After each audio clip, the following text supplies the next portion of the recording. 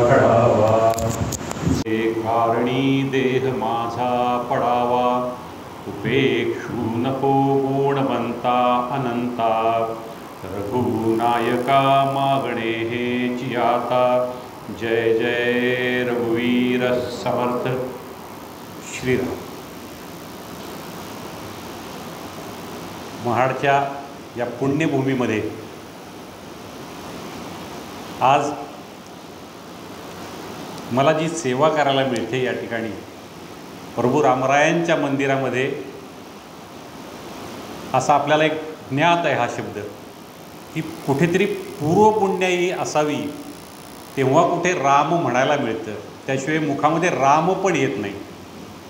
मुखात राम येण्यासाठी किंवा या मंदिराकडे पावलं वळण्यासाठी सुद्धा कुठेतरी पुण्याई असावी लागते, त्याशिवाय रामराया असे पाठीची राहत नाहीत आणि मारुतीराय असे समोर दिसत नाहीत। त्यामुळे जे या ठिकाणी आहेत, आपल्या सगळ्यांच्या हृदयामध्ये स्थित असलेल्या रामाला मनापासून वंदन करतो। मारुतीरायांच्याकडून एकच मागणं मागतो सुरुवातीलाच विचार वाटताना की दास रामाचा, हे जे आपण श्रीरामदूत चरणम प्रपद्ये असं जे म्हणतो, तर त्या दूतांना, त्या दासांना विनंती करतो की त्या दासाचा दास होऊन ज्या मुखातून शब्द बाहेर पडतील त्याच्यातून फक्त आणि फक्त समोरच्यांचं कल्याणच व्हावं असेच शब्द बाहेर पडावे। मी सुरुवातीलाच या व्याख्यानमालेला खूप मनापासून धन्यवाद देतो, आयोजकांना वंदन करतो आणि एक विश्वासाने सांगतो की सध्या ना ऑनलाईनचा जमाना सुरू आहे, त्यामुळे या पिढीच्या बरोबर या ऑनलाईनच्या जमान्यामध्ये अशी व्याख्यानमाला चालवणं हे खूप मोठं आव्हानाचं काम आहे। कारण कोल्हापूरची जी करवीरनगर वाचनालय आणि करवीरनगर मंदिर जे आहे त्या वाचनालयाचा मी संचालक आहे, हे सांगण्यासाठी म्हणून फक्त नम्रपणे। तेव्हा एखादं व्याख्यान म्हणतो आहे आयोजित करण्यासाठी काय काय करावं लागतं याची पूर्ण जाणीव आहे। आणि आपण तर 30 दिवस 30 व्याख्यानं गेली 28 वर्ष करत आहात, आपल्याला मनापासून वंदन आहे। आणि माझ्यासमोर आत्ता 25,000 नवे 25 लाख लोक बसले आहेत, हीच भावना आत्ता माझ्यामध्ये आहे। कारण समोर किती जण आहेत हा भाग नसतो, काळ बदलत जातो, विचार बदलत जातात, माणसं बदलत जातात आणि या सगळ्या बदलाबरोबर प्रभू रामराया मागे राहतात। आणि या सगळ्याच्यातून मग मला याच्यातून काय मिळणार असं येणारा रसिक असा विचार कुठेतरी मनामध्ये रुजतो की काय, अशी शंका येते। आणि मग ठीक आहे, व्याख्यानमालेला जाऊ, मूड असेल आपला तसा, अशा पद्धतीची विचारसरणी रुजायला लागली आहे जगामध्ये। तेव्हा आपण नेटाने, जिद्दीने आणि एका समन्वयानं, खूप छान सिस्टीम आहेत आपल्या इथल्या सगळ्या, खूप चांगल्या पद्धतीनं आपण सगळे राबवत आहेत। त्यामुळं मला खरंच मनापासून धन्यवाद द्यायचे आहेत। महाराष्ट्रभर, भारतभर वेगवेगळ्या विषयावरती व्याख्यानं देत फिरतो। आजचा जो विषय आहे त्या विषयाकडे वळेल। मी माझी कन्या काल स्वरादाजीनं उत्तम छान पद्धतीने काल आपण ऐकलं, सगळ्यांच्या प्रतिक्रिया म्हणून मी उत्तम म्हणतो, नाहीतर आपलं तो बाब्याच असतो, मी उत्तमच म्हणणार ना। तसं आपल्या सगळ्यांच्या प्रतिक्रियामुळे तिने काल बरा विषय मांडला असं मला समजलं। तिला धन्यवाद देतो, कारण जसं काल तिनं सांगितलं की कैलासवासी सुनील बालावलकर मुंबईचे जे आहेत त्यांच्यामुळं महाडकरांनी स्वरादाला ते महाडबद्दल प्रेम निर्माण केलं या व्याख्यानमालेबद्दल। आणि मग पहिल्या वर्षी तिचं झाल्यानंतर इथे उपस्थित आपल्या सगळ्या संचालकांना, श्रावण व्याख्यानमालेच्या सगळ्यांना बहुतेक वाटलं असावं, तिच्याशी चर्चा केली, अगं तुझे बाबा सगळीकडे फिरतात, मग आपल्या इथं का नको, मग आपल्या इथं का नको असं म्हटल्यावर एकावर एक बोनस म्हणून मी पण यायला लागलो आणि माझे विचार वाटायला मिळायला लागले। मग आता आमच्यात असं सुरू झालं, बऱ्याच ठिकाणी स्वरादाची व्याख्यानं आणि माझी व्याख्यानं, मग आमचा सुरुवातीचा काळ अमृतानुभव, ज्ञानेश्वरी, दासबोध असे सगळे विषय मांडायचे। आणि ही जशी तयार व्हायला तशी काल आपण तिची वाणी पाहिली, मग या वाणीतून ती निघाल्यानंतर मग आमच्यात असा करार झाला, अलिखित एक प्रेमळ करार झाला की बाबा तुम्ही सोप्पं जीवनाबद्दल बोलायचं आणि मी अवघड मोठ्यांसाठी बोलत जाईन म्हणून, असा एक प्रेमळ करार झाला। त्यामुळं तिचं त्या पद्धतीचं व्याख्यान झालं आणि माझं सोपं साधं रोज अगदी वेद उपनिषदांपासून सुखदुःखे समय कृत्वा या अवस्थेला येण्यासाठी अगदी हसत खेळत गप्पा मारत गाणी म्हणत आजचा विषय आपण मांडूयात। पण मी मनापासून विनंती करेन सगळ्यांना की आज ना हा विषय जेव्हा संपेल तेव्हा फक्त एक व्याख्यान झालं असं म्हणून आपण नको घरी जाऊयात। कारण रामरायांच्या कृपेने मला असं वाटतंय की त्या विषयांच्या गाण्यांच्या माध्यमातून, जीवन दाखवण्याच्या माध्यमातून आपण आतमधला प्रवास जास्त करूया. कारण बाहेरून आत जाण्याचा जो प्रवास आहे ना, तो आपल्याला प्रपंचाचा भाग दाखवतो आहे. त्यामुळे हे ऐकत ऐकत ऐकत ऐकत ना, ऐकणं हे श्रवण आणि ऐकण्यातला फरक आपण सगळ्यांना माहिती असेल. बऱ्याच वेळा ऐकलं आहे, नळी फुंकली सोनारे ऐकणे. आणि जेव्हा मी हे ऐकून आतमध्ये हृदयस्थ केलेलं आहे, ये हृदयीचे ते हृदयी, अशा पद्धतीनं जे गेलेलं आहे, आणि आता माझ्या जीवनामध्ये मला बदल. आणि आजच्या आपण इथून जात असताना श्रावणामध्ये आपल्या जीवनाचं गीत नवीन गायला आपण सुरुवात करूयात. मग हे गीत नवीन गात असताना पहिला प्रश्न तर इथेच आपण निकाली काढूयात. आम्ही वृद्ध आहोत.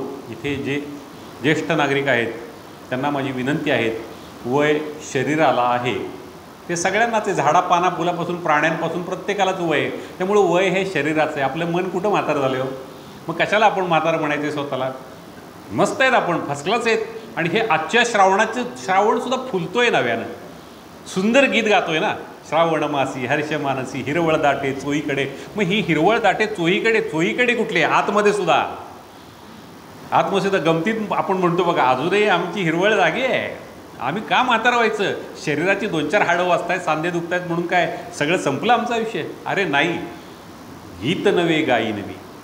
हे नवीन गीत मला गायला सुरुवात करायची आहे, आणि त्याच्यासाठी वय हा महत्त्वाचा भाग नाही. मग आता हे गीत नवीन गायचं आहे म्हणजे काय करायचं आहे? या गीताकडे, जीवनाच्या गाण्याकडे आपल्याला वळण्याच्या आधी गीत नवे गाई नवी. शब्द काय? गीत नवे. गाणं जरी पुढचं आपण पुढे जुनी गाण्याचे उल्लेख जरी ऐकले तरी गीत नवे गाईन मी. त्या गाण्यातसुद्धा माझी दृष्टी मला नवीन आणायची आहे. जर या क्षणाला सुद्धा मी दृष्टी बदलली, जसं मी सुरुवातीला काय म्हणालो की 25,000 लोक माझ्यासमोर आत्ता व्याख्यान ऐकतायत, तेच जर माझ्या दृष्टीमध्ये मी नकारात्मकता सुरुवातीलाच आणली असती, अरे माझ्यासमोर 500-500चा 1000चा मॉब असतो आणि काय बोलतोय मी, काय स्वर्धाने मला कुठं आणलं बोलायला, तर मी ह्यांची सेवा करायला आलोच नसतो, रामरायांची. आता अख्खी पृथ्वी, अख्खं ब्रह्मांड माझ्याबरोबर इथं असताना मी समोर का बघू? मी हा विचार करतोय की आपण केवळ अज्ञानी आहोत. एवढ्या मोठ्या ब्रह्मांडाचा केवढा भाग आहे, एवढं मोठं युनिवर्स, ब्रह्मांड, त्यातला भारत, त्यातला महाराष्ट्र, त्यातला हा जिल्हा, त्याच्यातलं महाड, त्या महाडमध्ये बसलेला हा चंद्रशेखर फडणीस कुठं दिसायचा हो? कुठं आहे तो इथं? मग या भावनेने जर बसलो तर मस्त छान माझं जीवन गाणं जे आहे ते समजण्यासाठी ते मला रामराया ही माझ्याकडून सेवा करवून घेत आहेत, ही भावना जर आतमध्ये असेल तर मग दुःख हा भाग समोर राहतच नाही. मग मी तर प्रत्येक ठिकाणी व्याख्यानात, भाषणात गेलो की सांगतो, मी केवळ अज्ञानी माणूस आहे, मला काहीही कळत नाही, मी माझं भांडं साफ करायसाठी आलेलो आहे, स्वार्थी मी, माझा आनंद मी घ्यायला आलेलो आहे. मला कोणाला काही सांगायचं नाही, कोणाला सुधारायचं नाही, कोणाला काही वाक्य द्यायची नाही आहेत, कोणाला काही सांगायचं नाही. मला हे सगळं करत करत माझं अंतर्दर्शन करायचं आहे की यातलं मी जीवनामध्ये करायला काय लागलो आहे आचरणामध्ये. आणि काही काळापूर्वी निर्णय घेतला की आचरणामध्ये आपण जे आणतो, जे करतो तेच फक्त बोलायचं आहे आपल्याला. असं करून या विषयांकडे वळायला सुरुवात केली. मी मुद्दाम या विषयाच्या सुरुवातीला जात असताना आत्ता हा सगळा एवढा बायोडाटा जो वाचला माझा, मी नम्रपणे सांगतो 4 वर्षापूर्वी या सगळ्या पदांना मी गपचूप सोडून दिलेला आहे. जसा 50शीचा घंटा वाजला की बाबा ठीक आहे, चला आता हे सगळं खूप प्रपंच नावाची गोष्ट करून झाली, आता तुला काही स्वतःला शोधायचं की नाही, पृथ्वीवरून कधी पण तुला काव करून वरून बोलवलं जाईल. रामराय म्हणतील बास की रे, किती अजून तुझं काय त्या नडले पृथ्वीवरती, असं चुकून एखादा दिवस मला म्हणतील, तेव्हा मागं वळून मला बघताना रामराया मी खुश आहे, धन्य आहे, तृप्त आहे, हे मी म्हणायचं असेल तर मला स्वतःवरती आधी कार्य केलं पाहिजे. आणि ते कार्य करण्यासाठी मी ही पदं सोडल्यानंतर स्वरादाला सांगितलं, आता हे एका बाजूला आपल्याला आपल्या प्रपंचाचे विषय असतात ते करायचेच असतात, पण दुसऱ्या बाजूला अर्जंटली ज्या क्षणाला समजलं त्या क्षणाला स्वतःवरती काम करायला सुरुवात केलीच पाहिजे. नाहीतर पृथ्वीवरून जातानाचं दुःख नको, अरे अजून नातवंडाच्या पोरीच्या पोराचं लग्नच बघायचं राहिलं. म्हणून ज्या क्षणाला समजलं त्या क्षणाला या सगळ्या गोष्टींची सुरुवात झाली पाहिजे. म्हणून ही सगळी पदं अत्यंत नम्रपणे सोडली.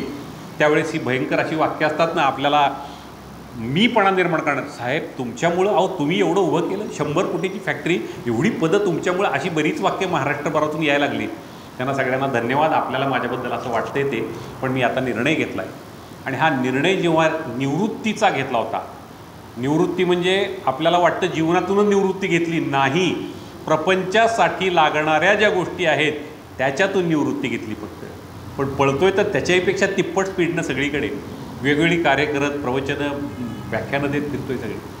पण हे सगळं करताना शेवट जेव्हा मी रिटायरमेंटचा निर्णय मनाशी ठरवला, घरच्यांशी जेव्हा बोललो की मी आता मुक्त, स्वतंत्र, आझाद व्हायचं ठरवलं आहे, त्या ईश्वराशी कनेक्ट व्हायची सिस्टीम सुरू केलेली मी आता. मग त्यासाठी काही महिने, जवळपास 6-7 महिने मी असं केलं की फॅक्टरीत ऑफिसमध्ये बसूनच पुढच्या सगळ्या मॅनेजर्सना सूचना दिल्या होत्या, इथून पुढे मला बाहेरचे कोणी भेटणार नाहीत, सगळीकडे परदेशी एक. मी मुद्दाम हे सांगतोय का, नवीन गीत जीवनाचं शोधायचं कसं ते सांगण्यासाठी हा विषय आहे फक्त.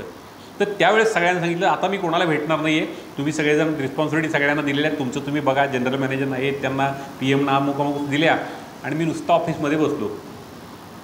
1-2 महिन्यात लोकांना कळलं की आता हे आपल्याला भेटत नाहीत, कामं पुढच्या लोकांकडून करून घ्यायची, सगळ्या मॅनेजरकडून. त्याच्यानंतर झालं असं, रोज सकाळी मला 100 गुलाबाची फुलं गुड मॉर्निंगची जी पाठवणारी इंडस्ट्रीतली माणसं होती, 1 महिन्यात ती फुलं 50वर आली, 2 महिने गेल्यानंतर ती 25वर आली. 6 महिने मी जसं लोकांना भेटायचं बंद केलेलं होतं, तेव्हा साधारणपणे एखादा दुसरा चुकून माणूस होता की जो मला गुड मॉर्निंग सर म्हणत होता, बाकीच्यांनी खालच्यांना म्हणायला सुरुवात केली होती गुड मॉर्निंग, मला म्हणायचं बंद केलं होतं. त्याच क्षणाला निर्णय पक्का झाला की आपण जे निवृत्त व्हायचं ठरवलं आहे ते बरोबर आहे. आता एवढं सोपं आहे का हो निवृत्त होणं? म्हणण्यापुरतं ठीक असतं. आजचा विषय घेत असताना या विषयाकडे पहिल्यांदा वळूयात आपण. आणि हे सगळं फक्त स्वर्गाचं माझं आता सध्या हेच काम चाललं आहे की आम्ही स्वतःला उगाचच रामरायांच्या समोर मोठेपणा करून लवकुश म्हटल्यासारखं जर म्हणलं समजा, तर आम्ही काय करू, श्रीराम श्रीराम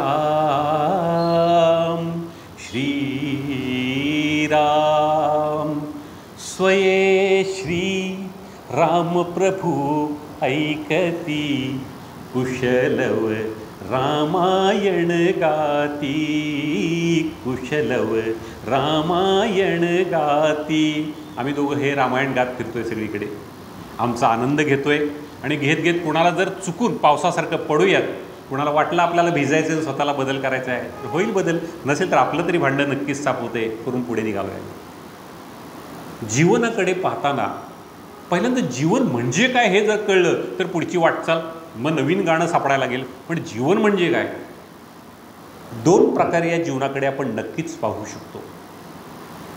पहिलं, प्रपंच करायचा आहे आपल्याला. आपण सगळे प्रापंचिक आहोत. आधी प्रपंच करावा नेटका, आपण ऐकलेलं ते वाक्य, प्रापंचिक आहोत आपण, प्रपंचातले आहोत.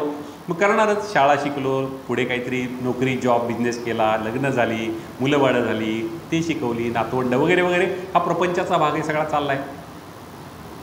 आणि हा प्रपंच एका बाजूला चालू असताना दुसरी जी गोष्ट आहे ती पृथ्वीवरची, जोपर्यंत आपण साध्य करत नाही तोपर्यंत 84 लक्ष मग फिरत बसायचं. मी कोण आहे हा आत्मबोध, सोहम, कोहमपासून सुरू झालेला जो प्रवास आहे, जन्माच्या आधी कोण आहे ते बाळात म्हणते कोहम कोहम, मी कोण आहे, मी कोण आहे, ते जन्म घेतल्यानंतर लगेच सुरू झाला सोहम, सोहम, तो प्रवास सुरू झाला शोधायचा.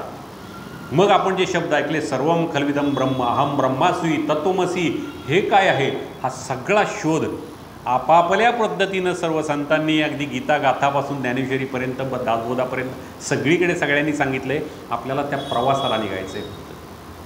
आता हे 2 प्रवास जर करायचे असतील तर सर्वात प्रथम प्रपंच, आपण प्रापंचिक आहोत. पण या प्रपंचात इतके आपण अडकतो की एका ठराविक वयाच्या पातळीवरती, बाल्यावस्था झाली, तारुण्य झालं, कुठेतरी आता वानप्रस्थाश्रमाची वेळ आलेली, मग संन्यास. पण या सगळ्या प्रोसेसमध्ये आपण विसरून जातो त्या प्रपंचात माया नावाची गोष्ट आपल्याला कशी अडकून ठेवते. त्याच्यात एक छानशी गोष्ट आहे, मस्त गोष्ट आहे अगदी. नारद मुनी आणि श्रीकृष्ण. नारदांनी कृष्णाला प्रश्न विचारला की कृष्णा, माया म्हणजे काय रे? ही माया माया माया खूप ऐकलं आहे, ही माया काय? जंगलात चालले होते कृष्ण आणि नारद मुनी. कृष्ण म्हणले, बघ नारदा, मला तहान लागली, एक काम करतोस का, इथे जंगलामध्ये समोर एक तलाव आहे, तू जाऊन माझ्यासाठी पाणी घेऊन ये म्हणाले. मला तहान लागली, तू पाणी तेवढा, मग आपण बोलू काय ते. नारद मुनी गेले त्या ठिकाणी, जंगलामध्ये गेले, त्या पाण्यापाशी गेले आणि पाणी आणायला तलावापाशी गेलं तर तिथे एक छानशी युवती मोठी तिथे पाणी आणायला आली होती. छान दिसायला होती. नारद मोहित झाले तिच्यावरती आणि तिला विचारलं, तू माझ्याशी लग्न करशील का गं? ती युवती पण नारदांकडे पाहून प्रभावित झाली. म्हणाली, हो करूयात ना लग्न, आपण करूयात लग्न. झालं, निर्णय झाला. दोघांनी लग्न केलं, नारदांनी आणि त्या युवतीनं. आणि छान त्या जंगलाच्या तिथेच पलीकडे गाव होतं. त्या गावामध्ये हळूच एक छोटंसं घर बांधलं त्यांनी आणि संसार सुरू झाला त्यांच्या दोघांचा. छान संसार सुरू झाला. मस्त घर वगैरे बांधलेलं होतं. नारदांनी घरातल्या वस्तू वगैरे ज्या आहेत आजच्या काळात TV, fridge, mobile, Apple वगैरे असं ते आजच्या काळातलं जसं त्यांनी आणून ठेवलं घरामध्ये. 2 मुलं झाली त्याला. छान 2 मुलं झाली, गोंडस मुलं. संसार सुरू झाला त्यांचा. आणि अचानकपणे त्या गावातल्या नदीला मोठा पूर आला आणि त्या पुरामध्ये ते गाव वाहून चाललं. त्याच्याबरोबर ती दोन्ही मुलं वाहून गेली. मुलं वाहून गेल्यानंतर पत्नी ओरडायला लागली जोरात. अहो, नारदांना म्हणाली, आपली मुलं वाहून चालली आहेत. असं म्हणेपर्यंत लोंढा वाढला. पत्नी पण वाहून गेली. आणि नारद प्रयत्न करत होते पण त्यांना ती मुलं आणि पत्नी आपली वाचवता नाही आली. जोरजोरात रडायला लागले नारद मुनी. अरे काय हे, माझ्या नशिबाला काय आलं, काय प्रचंड त्यांचा अगदी हातबल होऊन रडायला लागले. आणि मागून त्यांच्या खांद्यावरती असं टप टप टप हात आला. मागे कृष्ण होते, त्यांनी पाठीवरती मारलं नारदांच्या. म्हणाले, अरे नारदा, 1 तास झाला, तुम्हाला पाणी आणणार होतात ना, त्याचं काय झालं रे बाबा?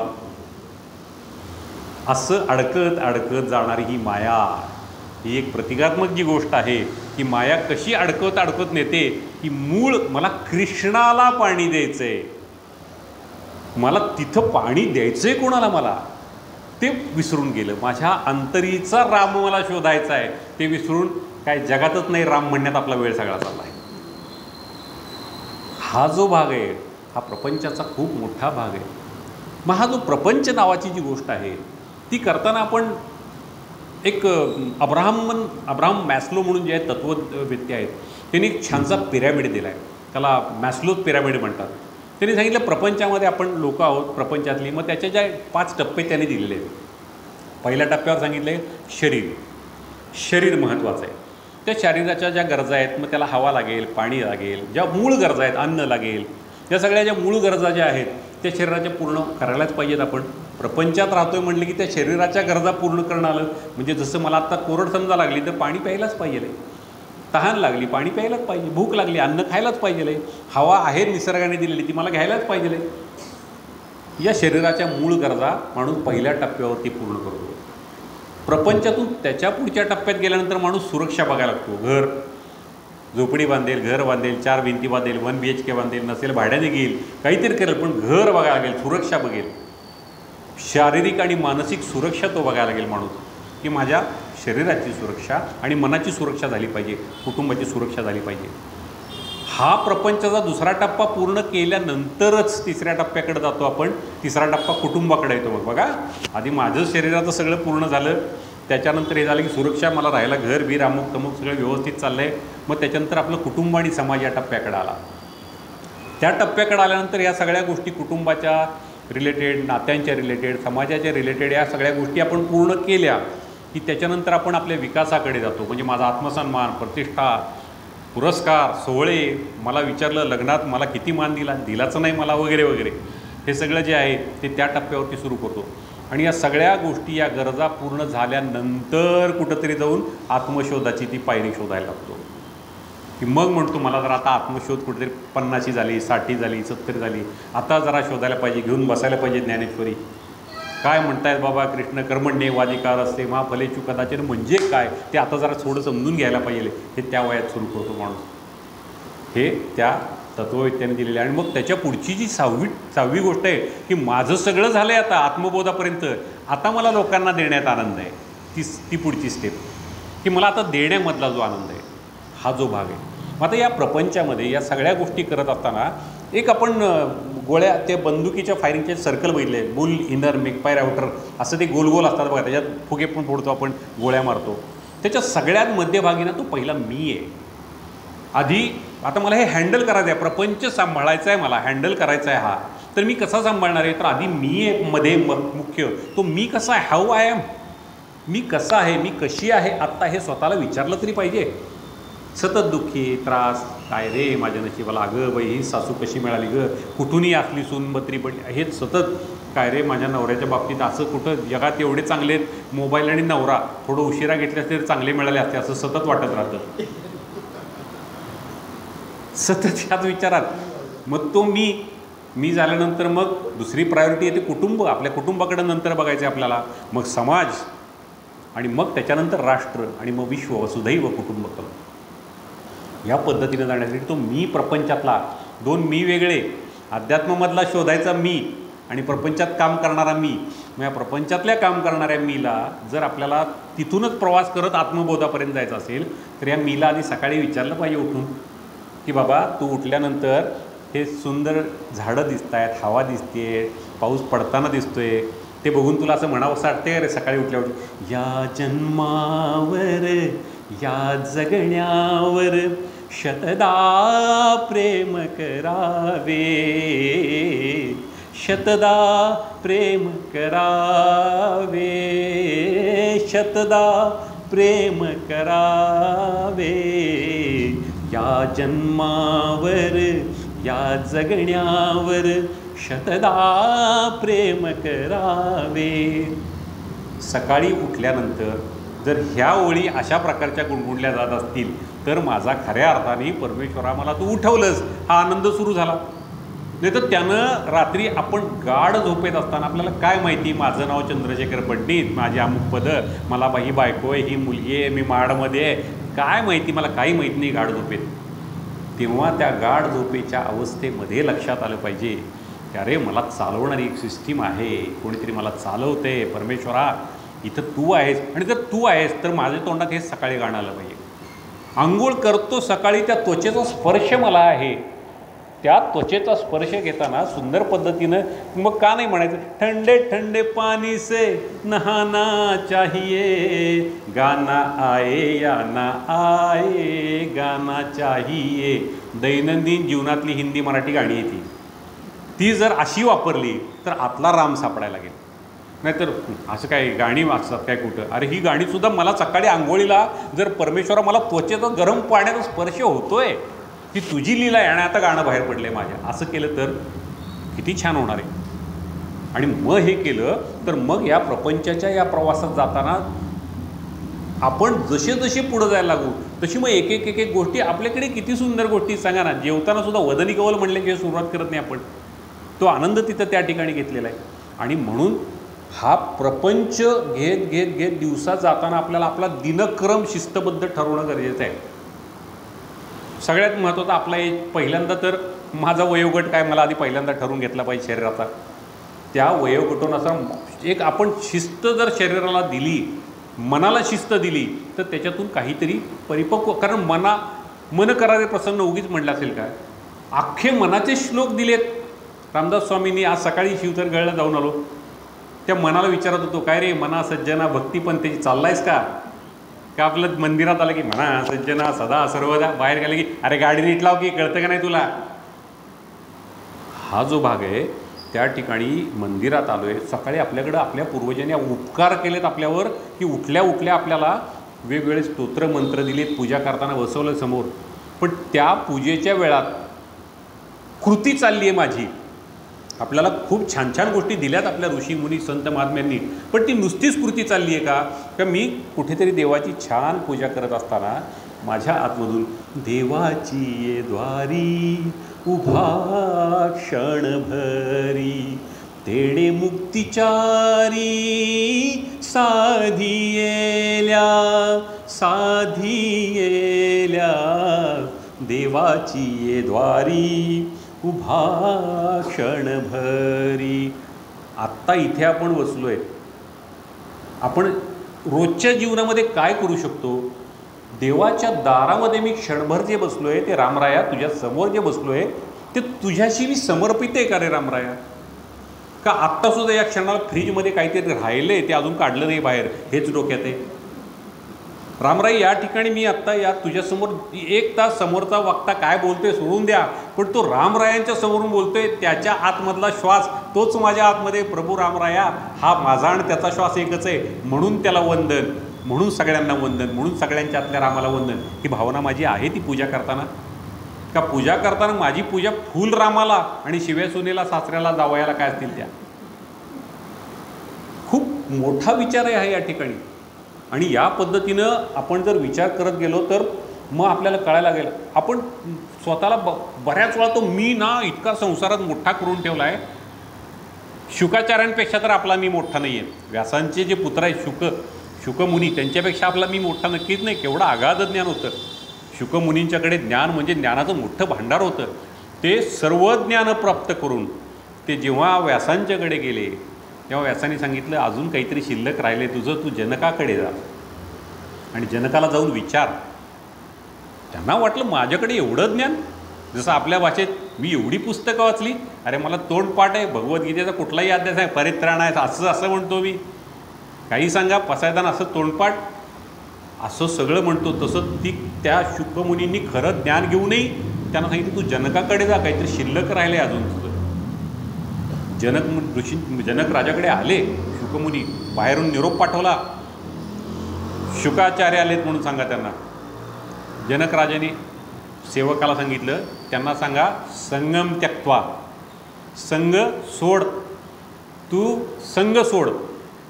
शुकमुनी विचार करायला लागले संग सोड, मला कसला संग सोड म्हणून सांगायला लागले, मी कसला संग सोडायचा याच्यामध्ये. मग त्यांनी विचार केला अरे आपण राजा जनक तो सुद्धा त्या सुंदर अवस्थेमधला आहे. राजा जनकाला सुद्धा अवस्था चांगली प्राप्त आहे आणि आपण त्यानं शुकाचार्य आलेत म्हणून काय सांगायला लागलो आहे. मग त्यांनी निरोप दिला परत सेवकापाशी, त्यांना सांगा शुक आलेले आहेत म्हणून. जनकापाशी परत गेले विषय. परत जनकाला सांगितलं, जनक राजाने सांगितलं त्यांना म्हणावं संगम त्यक्त्वा. अरे संगम त्यक्त्वा म्हटल्यानंतर परत विचार केला हे काय प्रकार आहे संगम त्यक्त्वा. परत विचार केला शुक आलेत म्हणून सांगितलेत. अरे मी काही शुक पाळण्यात स्वतः नाव ठेवलं आहे का, हे नाव ठेवलेलं आहे माझं, मी कोण सांगणार शुक आलेत म्हणून. त्यांना फक्त सांगा मी आलो आहे म्हणून निरोप दिला. परत जनकापाशी विषय आल्यावर जनकाने सांगितलं संगम त्यक्त्वा, संग सोड. आता शुकमुनी विचारात पडले, आता तर मी आलो आहे म्हणून फक्त सांगितलं. मग त्यांच्या लक्षात आलं मी अजूनही स्वतःला काहीतरी समजतोय, मी अजूनही कोणीतरी आहे असं समजायला लागलेलो आहे. त्यामुळं मी जोपर्यंत असं काही सांगत नाही तोपर्यंत मला बहुतेक निरोप येणार नाही. त्यांनी मौन पाळलं. छान आहे म्हणा, मी बाहेर मजेत आहे एवढा निरोप द्या, मौनात गेलेले म्हणून सांगा. जनक राजा स्वतः आले आणि म्हणाले अरे वा वा वा शुकमुनी शुकाचार्य या या या, खूप मोठे महान आहात आपण. हा जो मीचा संघ आहे, मी कोणीतरी घरात स्पेशल आहे, 70 वर्ष झाली या घरासाठी राबली आहे. काय केले तुम्हाला कल्पना आहे का. माझ्यामुळं घर उभं आहे, मी नसती तर माझ्या जागी दुसरी असती तर तेव्हाच. काय काय वाक्य त्या मीची आपण जोडून ठेवली आहेत.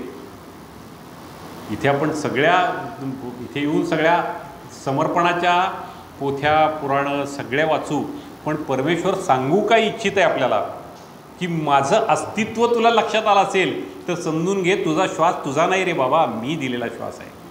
तू जन्माला आलास तेव्हा कोण होतास, पाळण्यातून बाहेर आलास तेव्हा कोण होतास, काही नव्हतं, कोरी पाटी होतीस पाळण्यातून बाहेर आलास तेव्हा. अगदी काय करून प्युअर शुद्ध पवित्र रडणं होतं तुझं ते सुद्धा. सहस्त्रार चक्र बंद झालं, जन्म घेतल्याने विसरला मागं कुठला प्रवास अर्धवट ठेवून पुढे जन्म घेतला आहे. आणि या इथं सहस्त्रार चक्र बंद करून समोर आलास आणि आता तू कोरीपाटी आहेस. तुला शोधायचं आहे की काय राहिले ते कंप्लीट करायचं आहे आणि आत्मबोध, मला आत्मशोध घ्यायचा आहे. आणि याच्यासाठी एक सुंदर गीत आपण सगळ्यांनी ऐकलं असेल. ते गीत जर या दृष्टीने पाहिलं तर कळेल अरे हो की खरंच माझं आयुष्य पण तसंच आहे, मग मी का नाही. आपल्या सगळ्यांच्या माहितीतलं गीत आहे. मी मुद्दाम गीत नवे गाईन, मी तेच ऐकलेलं गाणं नव्यानं ऐकत माझ्या जीवनाकडे मला बघायचं आहे. लागा चुनरी में दाग छुपाऊं कैसे, लागा चुनरी में दाग, चुनरी में दाग छुपाऊं कैसे, घर जाऊं कैसे, लागा चुनरी में दाग छुपाऊं कैसे, लागा चुनरी में दाग. पुढच्या ओळींचा अर्थ समजून घेत आपण. भूल गई सब वचन बिदा के, परमेश्वराने जे पाठवलं मला विसरून गेलो मी. भूल गई सब वचन बिदा के, खो गई मैं ससुराल में आके, जाके बाबुल से नजरें मिलाऊं कैसे, घर जाऊं कैसे, लागा चुनरी में दाग. आणि पुढच्या ओळी मगाशी जे आपण बालपण बघितलं, कोरी चुनरिया आत्मा मोरी. कोरी आहे, कशी आहे बाळ, प्योर. कोरी चुनरिया आत्मा मोरी, मैल है माया जाल. कोरी चुनरिया आत्मा मोरी, मैल है माया जाल. वो दुनिया मोरे बाबुल का घर, माहेर. पर रामराया वो दुनिया माहेर है. वो दुनिया मोरे बाबुल का घर, ये दुनिया ससुराल. हाँ जाके बाबुल से नजरें मिलाऊं कैसे, घर जाऊं कैसे, लागा चुनरी में दाग. छुपाऊं कैसे, लागा चुनरी में दाग. आता अशी गाणी रोज धन्यवाद ऐकतोय आपण, पण ह्या गाण्यातून जर असे आपल्या जीवनाचे आकार शोधले, आपल्या जीवनाचा आनंद शोधला, तर गीत नवे गाईन मी. कालचं हेच गाणं मी, दुखी मन मेरे सुन मेरा कहना, जहाँ नहीं चैना वहाँ नहीं रहना. अरे दुःखी मन, मन दुःखी आहे बाबा, तू नाहीस, तुला कळलंच नाही, तुझं मन दुःखी आहे. ते का झालंय मन दुःखी? त्या कोऱ्या चुनरीवर काय काय लिहून ठेवले तू आठव जन्मापासून. शेजारचे, नातेवाईक, पाहुणे, रावळे. मग त्याच्यात काही काही गाणी खरं तर आपल्या जीवनाचं अध्यात्म सांगतायत, आपल्याला जीवन काय सांगतायत, पण त्याच्यातून दुःखीच व्हायला लागलो आपण. आता एक सुंदरचं आपण गीत ऐकलं असेल बघा. एक धागा सुखाचा, 100 धागे दुःखाचे, जरतारी हे वस्त्र माणसा तुझिया आयुष्याचे.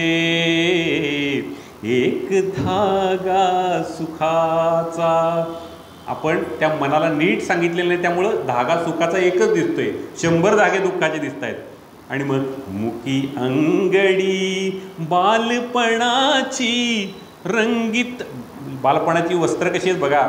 मुकी अंगडी बालपणाची रंगीत वसने तारुण्याची, जीर्ण शाल मग पुरे शेवटी लेणे वार्धक्याचे.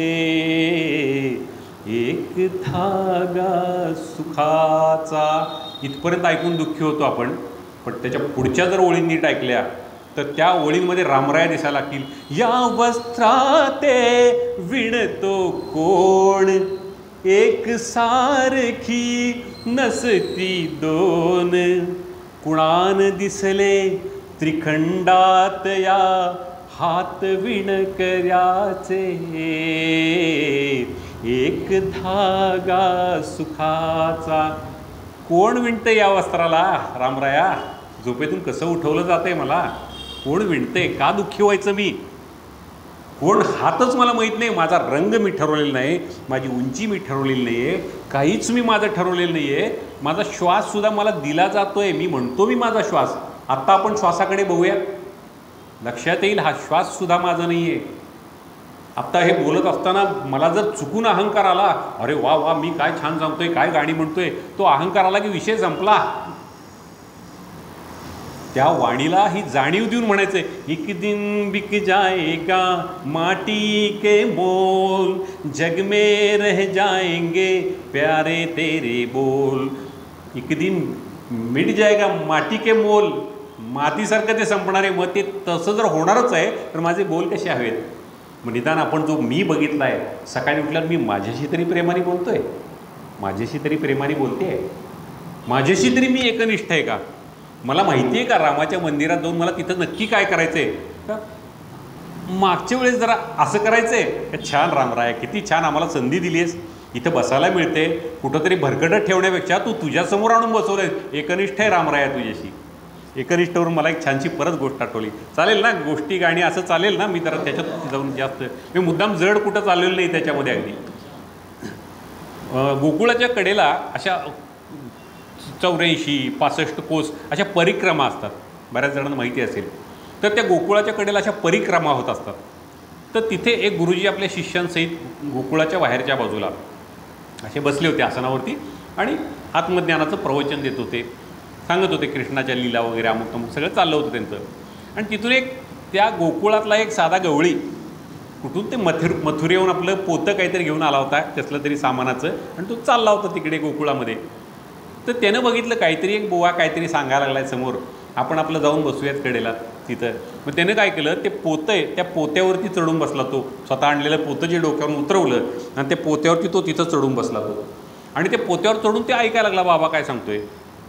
त्या गुरुजींना थोडासा अपमान वाटला, अरे माझ्यापेक्षा उच्च आसनावरती हा बसला आहे, हा असा कसा काय म्हणाले. म्हणून गुरुजींनी त्याला बोलले, इकडे रे म्हणाले.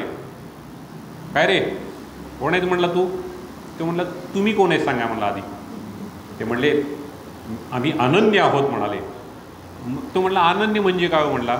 अनन्य म्हणजे आम्ही फक्त कृष्णाची भक्ती करतो म्हणाला. शंकर, राम, ब्रह्मा, विष्णू यांची कोणाची भक्ती करत नाही, आम्ही फक्त कृष्णाची भक्ती करतो, असे आम्ही अनन्य आहेत. तू कोण पण. तो म्हणला मी फनन्य आहे म्हणला. ते म्हणले फनन्य म्हणजे काय.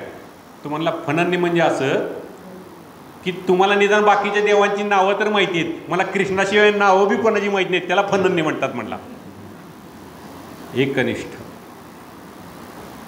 माझी जी भक्ती चालू आहे, जी चालू असेल, जी कुठली असेल, त्या भक्तीशी मी एकनिष्ठ आहे. आणि ती एकनिष्ठता का हवी आहे. मग भले माझं नामस्मरण असेल, जप असेल, पारायण असेल, स्तोत्रपठण असेल, जे काही असेल ते.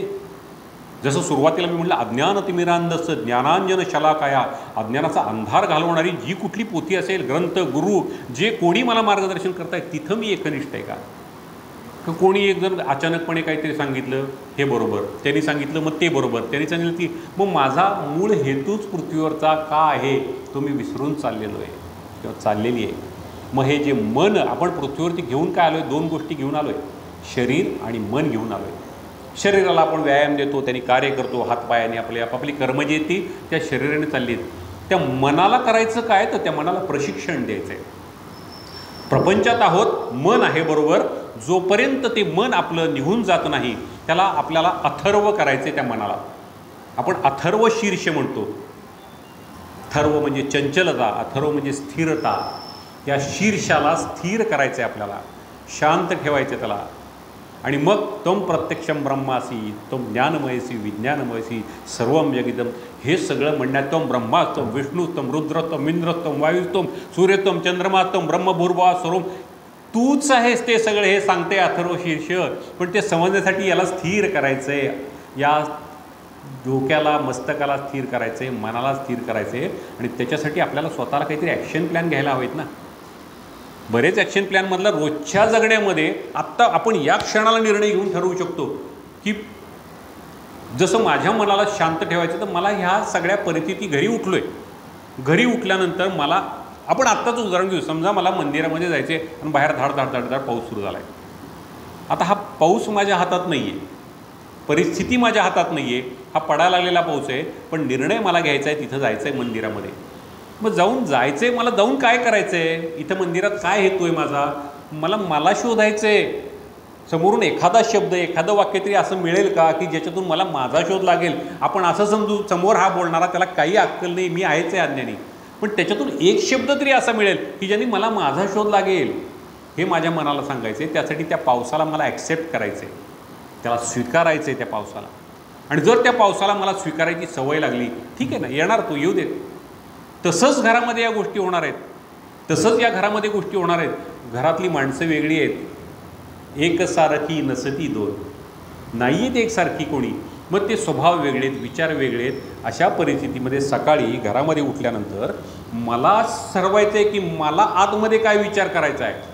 बाहेरून कॉमन सेन्स म्हणून सगळं बोलू आपण, आतमध्ये मी माझ्याशी काय बोलायचं आहे हे ठरवायची वेळ आहे. आणि त्याच्यासाठी मला बऱ्याच गोष्टी असतात, छोट्या छोट्या गोष्टी आहेत. एक फोन आला समोरून, आपण लावला, मुलगा उचलत नाही, मुलगी उचलत नाही आहे, किती अस्वस्थ आतमध्ये, अरे उचल ना लवकर, अरे घे ना फोन, अरे काय झालं, कुठे गेला कोणाला माहीत. तो तिकडे कुठंतरी पुणा, मुंबई, दिल्ली, अमेरिका, तिकडं कुठंतरी चंद्रावर जाऊन बसला आहे आणि आम्ही इकडं अस्वस्थ.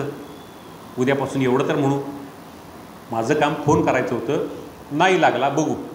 पुढच्या फोन लागेल तेव्हा त्याला काय रे का उचलला नाही लोक विचारू ना, पण आत्ता मी का अस्वस्थ. उद्या सकाळच्या स्वयंपाकाचं नियोजन 5 मिनटं केलं, घरात कोथिंबीर आणली का, भाजी आणलाय का, भोपळा आणलाय का, दुकानात मला उद्या बँकेत जाऊन चेक भरायचा आहे, नियोजन पाहिजे का, येस. नियोजन 5-10 मिनटाचं नियोजन झालं, त्यानंतर दिवसभर त्यातच एकतर भूतकाळाची ओझी घेऊन फिरायचं, नाही तर भविष्याच्या चिंता घेऊन फिरायच्या. वर्तमानात आत्ताच नाहीच. रस्त्याने जाताना खड्डे आहेत, त्याला काय ॲक्शन घ्यायची असलं तर घेऊ, नसेल तर मैं जिंदगी का साथ निभाता चला गया हर फिक्र को धुए में उडा म्हणू शकतोय. ते जर म्हणू शकलो तर तो जीवन स्वीकारला आपण. नाहीतर त्या खड्ड्याबरोबर माझ्या जीवनात मोठा खड्डा पडल्याची अवस्था घेऊन दिवसभर तेच.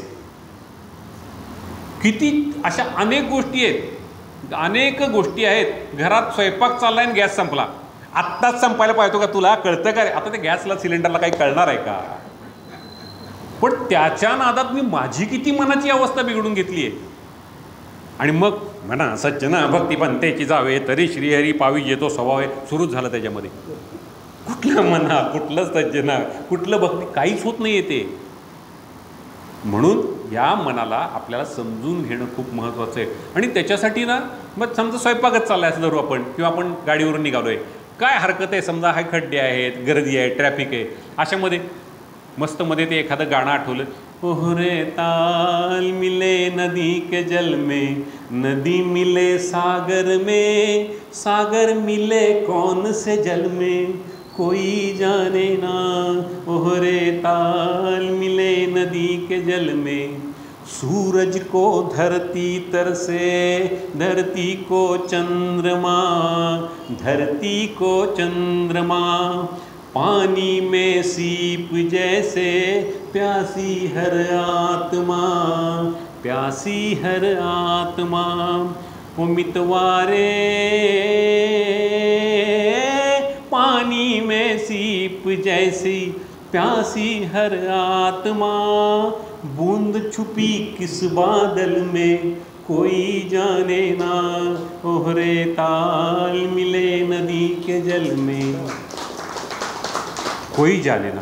कुणालाच माहीत नाही कुठल्या आभाळातल्या ढगामध्ये कुठला थेंब लपलाय, माहीत नाही. कशाला दंगा त्या पावसावरून.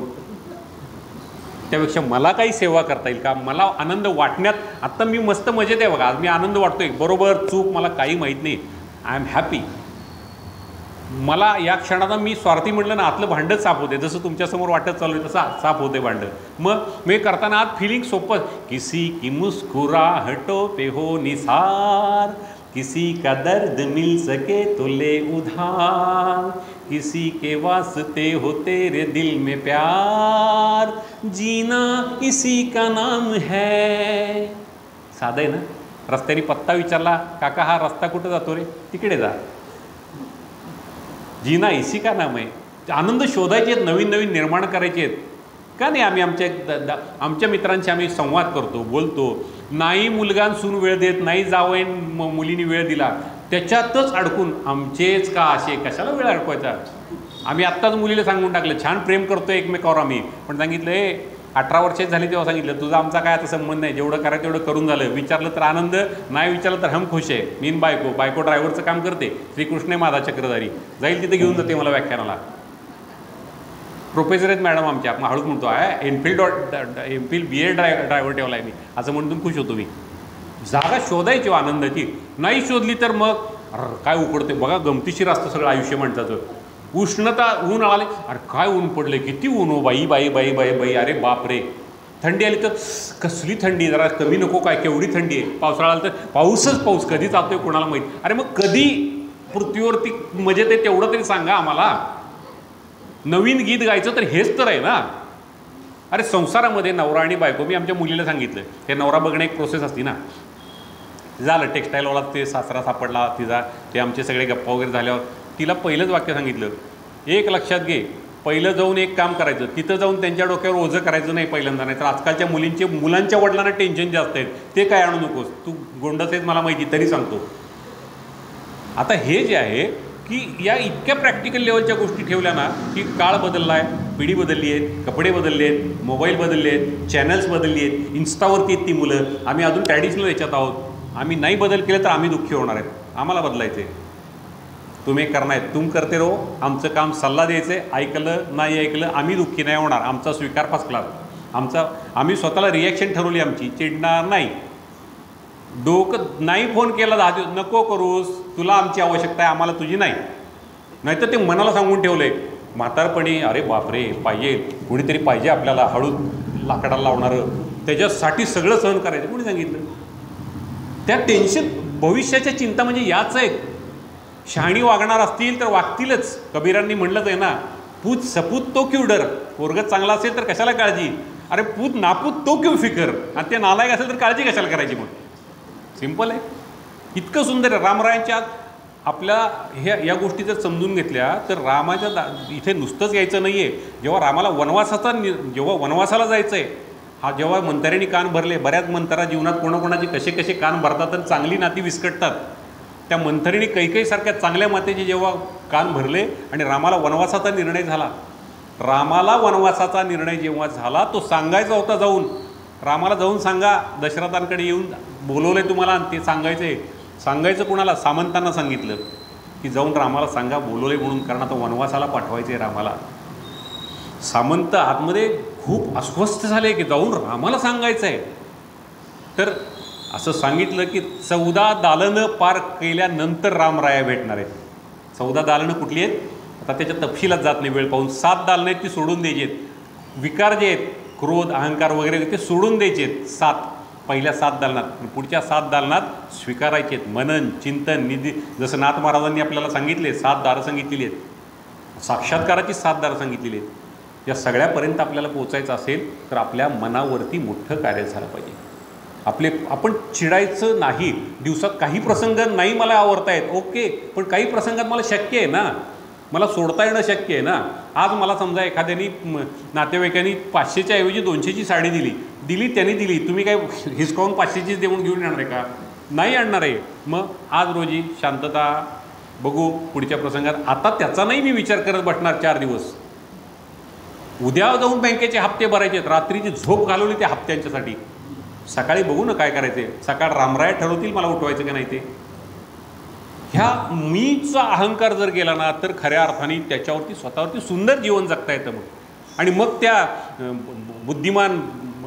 बुद्धिमत्तां वरिष्ठम हनुमंत जे आहेत समोर, त्यांच्याकडून या गोष्टी शिकण्यासारख्या आहेत, खूप शिकण्यासारख्या आहेत. आता 2 उदाहरणं तीच देतो थांबतो, कारण बरेच मला वाटलं होतं की हे विषय कदाचित संपतील. मी 10% पण नाही आलो अजून, पण तरी संपवतो पुढच्या 5 मिनिटात. हनुमंतांचीच 2 उदाहरणं देतो. रामरायांच्या इथं बसलो आहे.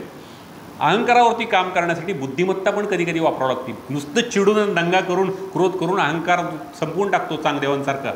मग तिथे चांगदेव 65 द्यावी लागते, मग कळतं आत्मबोध काय तो. तर तिथे रामराया जेव्हा लंकेमध्ये निघाले होते, सीतामाईंना सोडवण्यासाठी समुद्रावरून जात होते, तेव्हा समुद्रावरून रामराया जेव्हा जात होते तेव्हा आपल्याला माहिती आहे सुतरात ती राक्षसिणी जी होती, तर ती जी राक्षसिणी आहे तिने असं मोठं तोंड ओपन केलं. मारुतीरायांनी विनंती केली, मी सीतामाईंना आणायला सांगलो आहे, तर तू एक काम कर म्हणाले, तुझं ते तोंड बंद कर, मला जाऊ दे, माझा रस्ता नको अडवू. तिने आणखीन परीक्षाच घ्यायची होती बुद्धिमत्तेची हनुमंताच्या. ते आणखीन मोठं तोंड केलं. हनुमंत म्हणाले मला जाऊ देत, मला सीतामाईंना आणायला चाललो आहे म्हणाले. तिने आणखीन मोठं तोंड केलं. बुद्धिमत्ता वापरली, अहंकार सोडला. हनुमंत मुंगीसारखे बारीक झाले, पटकन आत गेले बाहेर निघाले. तू म्हणलीत ना तोंडात जाऊन आलो बाहेर, सोड आता मला परत. तिने नम्रतेने हनुमंताला सोडलं. वेळ प्रसंगी लहान होता आलं पाहिजे. मोडेन पण वाकणार नाही म्हणलो तर मोडतोच आहे मग नक्की. काही ठिकाणी ठीक असतात त्या गोष्टी, पण रोजच्या जीवनामध्ये मला थोडंसं माझे बदल केले पाहिजेत तर शक्य होतं. आणि हे सगळं करण्यासाठी सगळ्या पदांमध्ये अडकण्यापेक्षा शेवटची गोष्ट सांगून थांबतो. परत आता मोह आवरत नाही तरी सांगतो, एक चालेल ना एक गोष्ट छोटीशी. रामराया जेव्हा सगळं रावणाचा वध वगैरे करून परत जेव्हा आल्यानंतर त्यांनी बिभीषणाला आपलं लंका देऊन टाकली. चलो विभीषण लंका घे. सुग्रीवाला सांगितलं चल किष्किंधा घेऊन टाक तू. अंगदाला आपलं राज्य देऊन टाकलं. प्रत्येकाला काही ना काही दिलं. भरत राजा तिथे होताच. मग सगळं झाल्यावरती हनुमंताला पण आता काहीतरी पदं वगैरे द्यायला पाहिजे. सगळ्यांना पदं दिली, त्याला ते पद दिलं, त्याला हनुमंताला पण काहीतरी पद द्यायला पाहिजे ना. पण हनुमंताला तू ते पद घे आणि जा सांगायचं कोणी. मग प्रत्येकाला सांगितलं की एक काम करा, सीतामाईंना म्हणले सीतामाई तुम्ही सांगा की म्हणले त्याला हनुमंताला तुला काय पाहिजे ते पद माग आणि जा की तू म्हणून. सीतामाई म्हणली नाही म्हणली आमच्याकडे ती पद्धत नाही म्हणली, समोरच्याचा गुन्हा न तपासता त्याला वनवासात जा म्हणून सांगायचं, आमच्याकडे काय पद्धत नाही म्हणाली. मी काय नाही सांगणार म्हणाले सीताबाई. बरं म्हणाले, ठीक आहे. भरताला म्हणले, भरता तू तरी सांग हनुमंताला आपलं आपलं काय पाहिजे ते एकदा पद घे आणि जा निघून. आता भरत म्हणले, तुम्ही रामराया तिकडे होतात तेव्हा तुमचं बरं चाललंय सांगायला, हे हनुमंतच मला येत होते म्हणाले, त्यांच्यामुळे मी निवांत राहत होतो इथं तुमच्या पादुका सांभाळत, त्यामुळे मी नाही सांगणार. सगळेच टाळायला लागले, म्हणले आम्ही नाही सांगणार. मग असं झाल्यानंतर मग शेवटी निर्णय झाला. रामरायात म्हणाले, हनुमंता हे बघ, तू सुग्रीवापेक्षा दुप्पट तिप्पट बुद्धिमत्तेचा आहेस, तर तू दुप्पट बुद्धिमत्तेचा आहेस, काहीतरी पद घे आणि तू तुझ्या कार्याला लाग. मग हनुमंत म्हणाले, बघा आता रामराया तुम्ही म्हणालात की सुग्रीवापेक्षा दुप्पट मी बुद्धीचा आहे ना, मग मला एक नाही 2 पदं पाहिजेत म्हटला. एकावर का भागू म्हटला मी. रामराय खुश झाले, काही का असं ना. मारुतीराय असं म्हणाले, सांग म्हणले काय. मारुतीराय म्हणले, बघा आता 2 पदं. खाली वाकले, रामरायांचे दोन्ही पद पकडले, पाय पकडले, हीच 2 पदं मला द्या बास म्हणले. आणि काय, दास असा पाहिजे, अहंकार सोड, असा पाहिजे अहंकार. सगळं मिळतंय म्हणून किंवा मिळालं नाही म्हणून दुःखी होण्यापेक्षा प्रभाते मनी राम चिंतित जावा, पुढे वैखरी आधी राम वदावा.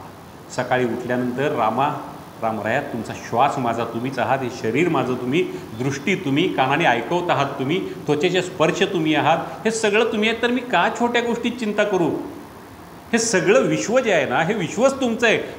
पटावरचा काळा ठेवायचा प्यादं का पांढरं करायचं तुम्हीच ठरवत आहे. लहानपणीच मला अल्झायमरमध्ये विसरायला लावायचे, पॅरालिसिस करून संपवायचे, कवयवरच्या 70, 80, 100पर्यंत ठरवायचं तुम्हीच ठरवता. सगळंच तुम्ही ठरवताय. मग मला फक्त कोमल वाचा दे रे राम, चांगली करणी माझ्याकडून, बोलणं माझ्याकडून चांगलं दे, माझे विचार मला चांगले तेवढे दे. आणि मग रामराया तुझंच सगळं चाललं आहे, मग मी फक्त माझं कर्म उत्तम करणार, त्या कर्माला काही लेबल लावून चिकटवणार नाही की मलाच असं का, मीच गरीब का, माझेच कपडे का, माझीच मुलं का, माझंच घर चोन का, काही नाही. सगळं तुम्ही करताय. मग कर्मण्येवाधिकार असते, म्हणजे फळाचा आता काही संबंध नाही, मी माझं कर्म बेस्ट करणार. तसं मला जे जमेल, जसं बोबडं माझ्यातनी शक्य होतं तसं कल्याण करी रामराया असं सगळ्यांसाठी मागतो. माऊलींच्याच भाषेत आपण नंतर म्हणूच पसायदान, पण आज मी विनंती करेन की आपण जे पसायदान म्हणू आता विश्वास बघे दे येणे वागे ने दोषारे, चालती असू देत, स्पीड तोच असू देत, पण जे खळांची व्यंकटी सांडो तया सत्कर्मी रती वाढो, ही प्रार्थना करूयात. खल प्रवृत्तीची जे आहेत ना, त्यांच्यातलं खलं निघून जाऊ देत आणि सत्कर्मामध्ये रती वाढू देत. त्यांना दुरितांचे तिमिर जावो, विश्व स्वधर्म सुरे पाव. दुरी जे आहेत त्यांच्यातलं तिमिर अंधार जाऊ देत. माणसं परमेश्वरात तुझीच आहेत रे, फक्त त्या मनावरती चुकीच्या गोष्टी बसल्यात, कुठेतरी प्रोग्राम झालेत, कंडिशनिंग झाले, काहीतरी मान्यता इतक्या जाऊन बसल्यात, त्याच्यामुळे सगळं झालं आहे. तर त्याच्यासाठी प्रार्थना आहे की सगळ्या मनावरचे विकार नष्ट होत आणि प्रत्येकाच्या आतमध्ये सुंदर तो रामराया जो आहे, तो मारुतीरायाने जो दाखवला आहे असा की आतमध्ये प्रभू रामराया कुठे आहेत, इथंच आहेत, दुसरीकडे आहेत कुठं, याची समज सगळ्यांना प्राप्त हो. जी काही बोबडी सेवा झाली त्याबद्दल महाडकरांचे आपले सगळ्यांचे धन्यवाद. ही श्रावण व्याख्यान मला 28 वर्ष नाही 2800 वर्ष चालवत आपल्या सगळ्यांच्यात खूप चांगल्या पद्धतीचे सद्विचार प्रभू रामराय देतच आहेत, आणखीन देतील अशी प्रार्थना करतो. श्रीराम जय राम, जय जय राम. धन्यवाद.